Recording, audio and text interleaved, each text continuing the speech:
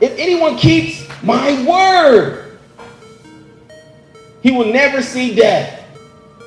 So how many people are preaching this? How many people are teaching Hebrews? How many people are teaching believers that you need to be hearing? Yes. But yet, Yeshua spent a whole chapter trying to reiterate, you need to listen to me. My sheep hear my voice. Well, no, I was born Israel. By my blood, I'm Israel. By my blood. No, see, by your blood, you'll be in up in hell. You have to listen. He that is of God heareth God's words. Ye therefore hear them not, because ye are not of God.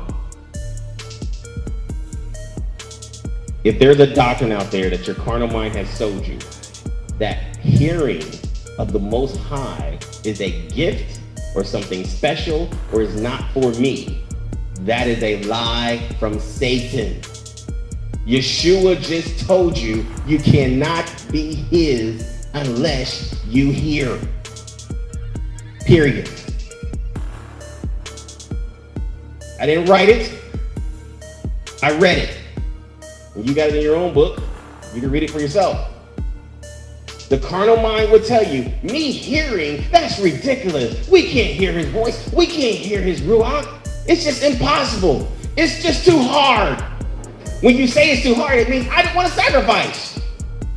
It means I don't want to pay the price. You telling me I have to miss work and do some consecration for 3 days? You telling me I have to take some time off? You take time off for everything else?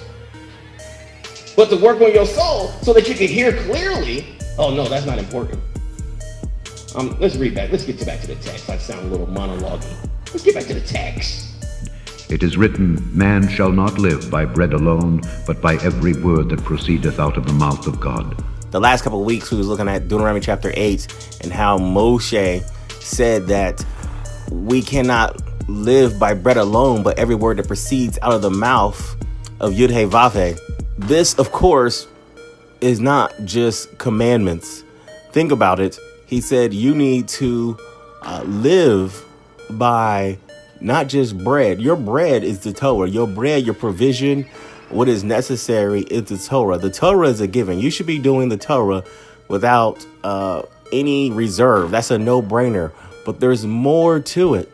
There's a manna that is necessary for us to partake in. This manna is the bread from heaven. The manna is that living command. The manna is the words of Elohim, the words that Yeshua spoke, the words that Yeshua speaks today. I have been admonished not to even tell or let Israel know the truth. I've been admonished to say, to keep to the bloodline, to keep the nationalism and teach that we are Israel, but not tell the truth when it comes to our spiritual development and our need for our soul to convert and our need for our soul to hear the words of Yud-Heh-Vav-Heh. How does it work? Anybody know? A small still voice? What do we call that small still voice? We'll throw it out there. What we got? We got one said Ruach, right? And so, Deuteronomy chapter 8 is written after we said we don't want to hear your voice. And then Yud-Heh-Vav-Heh said, good, you'll never hear my voice. But then he said, I will send an intercessor, a go-between, so at least you can get what you need, which is those living commands. And so we had a season of the judges, a season of the prophets. We had a season of Yeshua. And now we have a season called Ruach, where we now can hear those living commands. And so think about it. Joel chapter 2 says, one of these days is going to happen where your young men shall old man shall dream, young man shall have visions, right? And they shall prophesy. This spirit, this Ruach comes down, and now you have the ability to hear every word that proceeds out of the mouth of Yud-Heh-Vav-Heh. And it's called our living commands. It becomes our manna. I have many things to say and to judge of you. But he that sent me is true, and I speak to the world those things which I have heard of him. They understood not that he spake to them of the Father. Then said Jesus unto them, When ye have lifted up the Son of Man, then shall ye know that I am he, and that I do nothing of myself. But as my Father hath taught me, I speak these things. That's another good point. Yeshua is saying that the words of my mouth are coming straight from the Father. Watch. The words from my mouth are coming straight from the Father. And what did we learn 2 weeks ago? We cannot live by bread alone, but every word that proceeds from where? From the Father. But yet Yeshua just said, look, my words are this manna.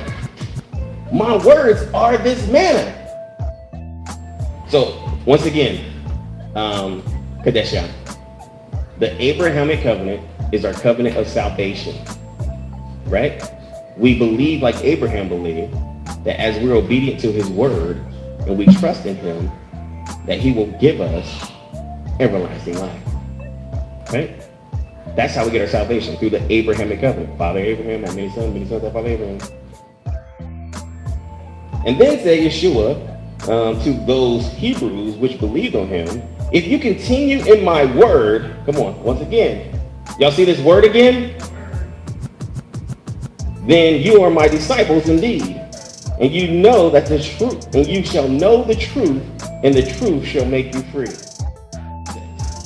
If the Son therefore shall make you free, you shall be free indeed. I know that you are Abraham's seed, but you seek to kill me, because my word has no place in you. Now, what word is he talking about? Is he talking about the scriptures? He's talking about that living word. He's not talking about your daily bread. Well, he is talking about your daily bread. He's talking about those scriptures. He's talking about that lie, that living command.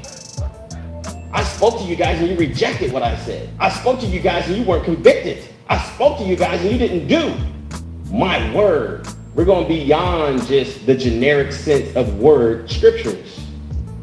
We're talking about the words that proceeds out of the mouth of Yahweh, right?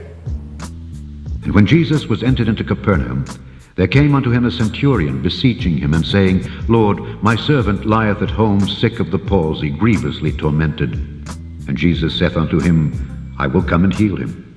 The centurion answered and said, Lord, I am not worthy that thou shouldest come under my roof, but speak the word only, and my servant shall be healed.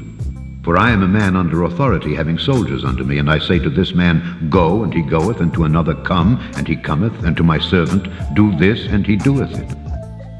When Jesus heard it, he marveled, and said to them that followed, Verily I say unto you, I have not found so great faith, no, not in Israel. And I say unto you, that many shall come from the east and west, and shall sit down with Abraham and Isaac and Jacob in the kingdom of heaven. But the children of the kingdom shall be cast out into outer darkness. There shall be weeping and gnashing of teeth. And Jesus said unto the centurion, Go thy way, and as thou hast believed, so be it done unto thee. And his servant was healed in the selfsame hour. Why is this so powerful? One, he's not of the nation. What else? He respected his authority, okay, but there's something else. It goes with the theme for the whole day. He believed, okay, that's good. We got faith, we got believe, we got not of the nation, but there was something that we've been talking about all day, and I hope it wasn't for naught. He said, speak the word. Just speak the word. Watch this. And I trust what you say. Come on! I trust what you say. Well, Father, if you ask me to give it up with my cousins, if you ask me to go here and go there, then what's going to happen to my family? What's going to happen to my life? What's going to happen? What's going to happen? It's all going to be over. Because you don't trust what he's telling you. You telling me I got to sacrifice? Yes. But everybody else is on Sunday. Everybody else is on Sunday. It's not fair. Why do I have to give that up? Everyone else has it. Man, it's sad. It's very sad that I'm having this lesson today. It's very sad that this is the lesson that we have to give Israel. This is sad that it's the lesson for the day. Because our lesson should be, hey, yo, it's the season. We need to turn up. We need to go out.